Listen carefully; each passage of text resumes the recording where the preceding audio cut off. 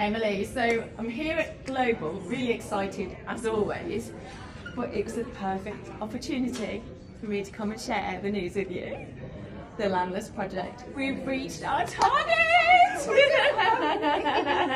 I was so afraid Lisa was coming to tell me we're so far away from our goal, we've got to figure out a way for people to be more generous. And instead, not only did you hit it, Europe, you went above and beyond, which this means so much. This has been a project that's been near and dear to our heart because this allows so many people in this region, the forest region of Kenya, to now come in and tell landowners. This Landless Project is so meaningful, and we just didn't have resources to get it all the way across the line. You've done that.